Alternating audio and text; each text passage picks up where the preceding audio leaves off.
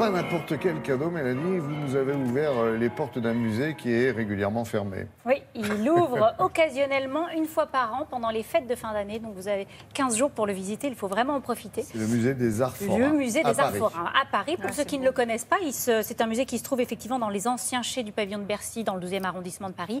Et c'est un musée qui abrite l'une des plus belles collections au monde d'art forain et d'objets du spectacle, alors des années 1850 aux années 1930 à peu près. C'est un endroit, Laurent, qui se visite avec beaucoup d'amusement, beaucoup de plaisir, parce que ce n'est pas un musée classique dans lequel on va voir des objets sous vitrine. Non, c'est un musée dans lequel vous allez pouvoir toucher les objets. Et c'est surtout un musée dans lequel vous allez pouvoir profiter de toutes les attractions d'époque, parce que les manèges là que vous allez voir, et puis toutes les attractions des fêtes foraines, etc., sont en état de marche et sont à votre disposition. Donc vous pouvez faire du manège. Et là, c'est très musique, là.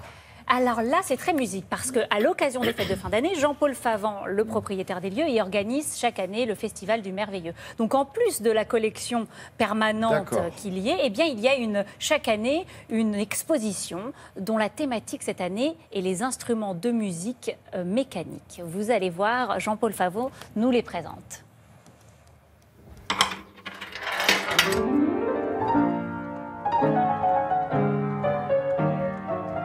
Bonjour Jean-Paul. Bonjour et bienvenue. Alors ici, à l'occasion du Festival du Merveilleux, vous mettez à l'honneur les instruments de musique mécanique. Qu'est-ce qu'un instrument de musique mécanique? Un instrument de musique mécanique reproduit la musique de manière automatique. C'est-à-dire, il n'y a pas de musicien, il n'y a pas d'être humain. Et pendant tout le 19e siècle, on a produit des instruments comme ça que l'on retrouvait dans tous les lieux, aussi bien dans les bars que dans les bals, que sur les fêtes foraines. Et celui-ci, sur une fête foraine, était destiné à porter à 3 km pour attirer le chaland et pour couvrir le son des voisins.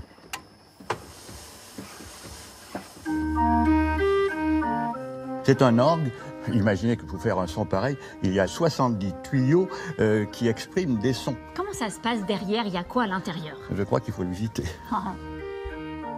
Alors Sébastien, comment s'appelle votre métier? Alors moi je suis noteur, ça vient de notation. Je suis noteur de carton perforé. D'accord. Et de quand date cette invention de carton? Alors le carton perforé, bizarrement, c'est les métiers à tisser jacquard qui ont inventé ce principe pour reproduire à l'infini les tapisseries, les motifs sur les tapisseries vers 1870. Et alors concrètement, comment ça marche? Montrez-nous. Alors les trous, les perforations actionnent des griffes de lecture qui actionnent des contacts pneumatiques qui font marcher toute la mécanique de l'instrument.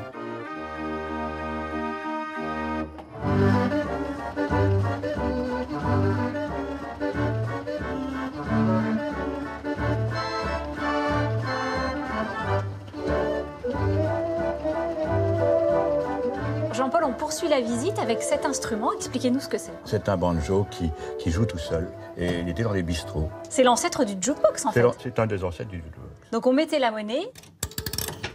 Maestro.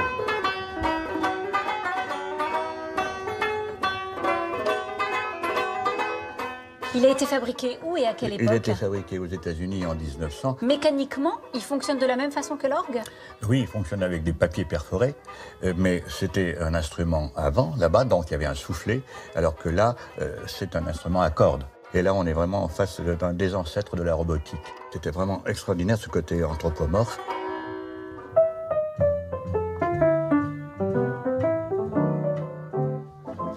Alors Jean-Paul, ici on arrive devant un polyphon. Qu'est-ce que c'est qu'un polyphon? Un polyphon, c'est une boîte à musique géante, gigantesque. Vous voyez la dimension du disque. Ça correspond à nos petites boîtes à musique qui fonctionnaient avec des lamelles. Comme celle qui est là. Voilà. Il y a un cylindre à picot. Un cylindre à picot, mais qui a été remplacé par le disque. Mais les lamelles sont également présentes. Il y en a 160 derrière celui-ci. Il est fabriqué en Allemagne en 1820.